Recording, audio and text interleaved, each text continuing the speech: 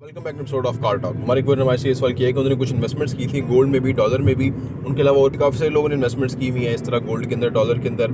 तो वो कह रहे हैं कि जब से ये थोड़ी न्यूज़ आ रही हैं, अच्छी न्यूज़ आ रही है, तो जो रेट है डॉलर का वो नीचे आ रहा है, जो गोल्ड का रेट है वो भी नीचे आ रहा है। तो इस सिचुएशन में अगर वो इसको सेल करके रियल एस्टेट में जंप इन करते हैं तो उनको थोड़े से लॉस में सेल करना पड़ता है। और अगर वो इस वक्त सेल करके रियल एस्टेट में आते हैं तो क्या उनको आने वाले टाइम के अंदर इतना प्रॉफिट होगा कि उनका जो लॉस है ये भी रिकवर हो, उसके ऊपर उनको फ़ायदा भी हो, या फिर उनको यहाँ पर ही वेट करना चाहिए डॉलर और गोल्ड में ताकि थोड़ा हालात बेहतर हो, उनका कोई रेट बेहतर हो, फिर वो सेल करके उसके बाद रियल एस्टेट में आइए बात करते हैं।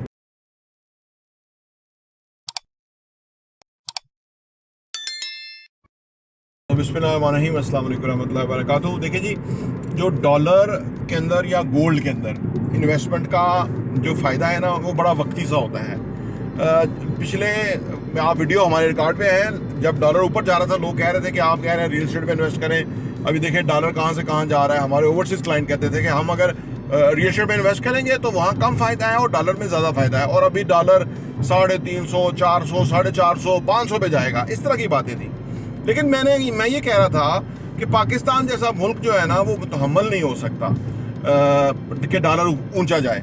उसकी वजह देखिए, ना ही हमने अमेरिका से जंग लड़ी, उधर से भी हम जो है वो कंप्रोमाइज़ कर रहे हैं। वो तो या तो हम हैरान हो ना कि अमेरिका से लड़ बढ़े और फिर हमारा जो डॉलर है, पैसा है, वो डिवैल्यू हो जाए और डॉलर बहुत महंगा हो जाए, और फिर लोग जो है वो जो अपनी रियासत को बैक करें।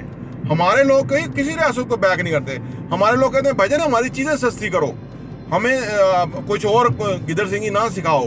अब देखो पाकिस्तानी लोगों को जो ज़हनी तौर पे नीचे रखा गया है ना, उसकी वजह से। तो मेरा यही तजिया था उस वक्त कि डॉलर ऊंचा नहीं जा सकता। वही हुआ।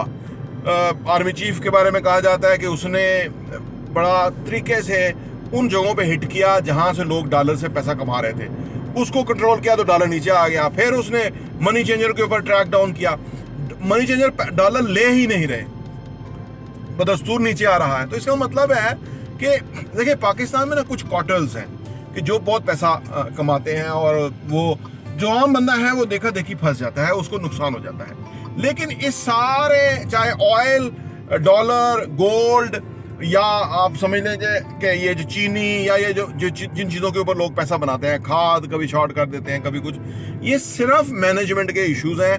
कोई भी हुकूमत आएगी अगर वो मैनेज कर ले इन लोगों को, मुश्किल तौर पे कर ले तो अच्छी बात है, क्योंकि हुकूमतें जो पॉलिटिकल गवर्नमेंट है वो इनके साथ मिल जाती है, या जहांगीर तरीन है, ये वो है, ये खुद मिल के ही लोगों को लूट लेते हैं। अगर ये आर्मी उन लोगों पर अटैक करे और उनको क्रैक डाउन करे, क्योंकि ये भी जहांगीर तरीन भी तो आर्मी का है, तो वो नहीं होता। लेकिन इस वक्त क्योंकि सूरत हाल ऐसी हो गई थी कि आम आदमी जो है वो आर्मी चीफ के भी अगेंस्ट हो गया था कि भाई आपने, एक चंगा भला वज़ीर आज़म था, वो मुल्क चला रहा था, उसने पेट्रोल भी सस्ता रखा हुआ था, हर चीज़ उसने कंट्रोल की हुई थी, और वो गया तो सब कुछ तबाह हो गया। और इसहाक डार जो है, रुपया इतना डिवैल्यू हो गया कि तो सारा प्रेशर आ रहा था जिसने ये सारा किया अदारे ने उसके ऊपर। तो फिर उन्होंने करना ही था, मरता क्या ना करता, तो उन्होंने उसको कंट्रोल किया।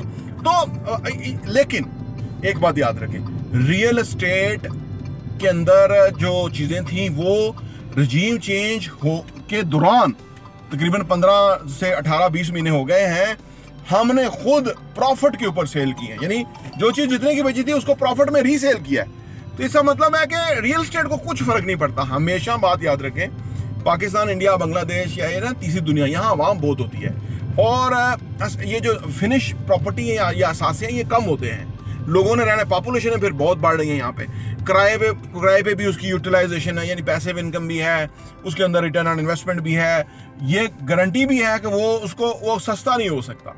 हाँ, प्लॉट इसलिए सस्ते हुए थे कि प्लॉट की कीमतें आपको याद होगा 1.5 साल 2 साल पहले बहुत ज़्यादा ऊपर गई थी, तो वो फिर उनकी करेक्शन होनी थी, जो कि हुई, क्योंकि वो अनलिमिटेड क्वांटिटी के अंदर थी ना। तो लेकिन फिनिश यूनिट जो है, बिल्डिंग्स हों, घर हों, वो नीचे नहीं आए बहुत ज़्यादा। घरों में थोड़ा सा हुआ था कि कीमत रुक गई थी, लेकिन इसके बावजूद नीचे नहीं आए। तो लिहाजा डॉलर और गोल्ड के मुकाबले में देखिए, गोल्ड भी ना कोई प्रोड्यूस नहीं करता ना, जैसे प्रॉपर्टी है। अब प्रॉपर्टी जो है वो रेगुलर इनकम देती है, पैसिव इनकम देती है, आपको किराया आता है महीने के आपकी जेब में। अब गोल्ड कौन सा आपको रेगुलर इनकम दे सकता है? नहीं दे सकता ना।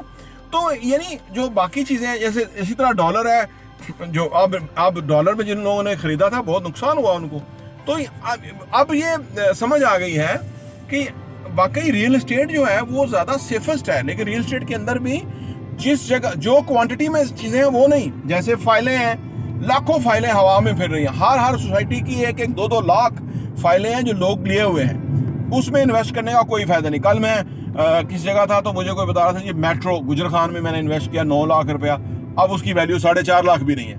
तो ये देखें, क्योंकि वो क्वांटिटी के अंदर चीज़ें हैं, वो जितने मर्जी, जैसे हुकूमतें नोट छापती हैं तो उससे महंगाई होती है, इसी तरह हाउसिंग सोसाइटियाँ फाइलें छापती हैं तो उससे जो फाइलें निकली हुई हैं वो नुकसान होता है उसका। इसी तरह फिर दूसरी कैटेगरी प्लॉट्स पे आ जाए, जैसे DHA है, बहरिया है, इधर बहुत ज़्यादा प्लॉट अवेलेबल है, ठीक है। अगर फर्ज करें 100 कस्टमर प्लॉट लेने आ जाए तो प्लॉट 1 लाख है तो उससे कोई फर्क नहीं पड़ता।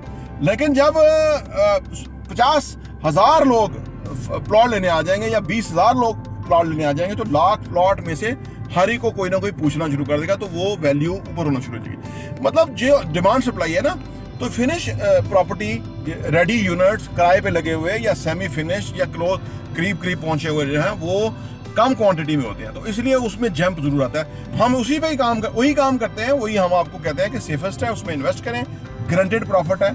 और अगर आपको कोई आप इन्वेस्टमेंट करना है तो हमारे दिए गए नंबर पर रब्ता करें, इंशाल्लाह ताला हम आपको बेहतर गाइड करेंगे। प्रॉपर्टी इंटरव्यू देखने का बहुत बहुत शुक्रिया।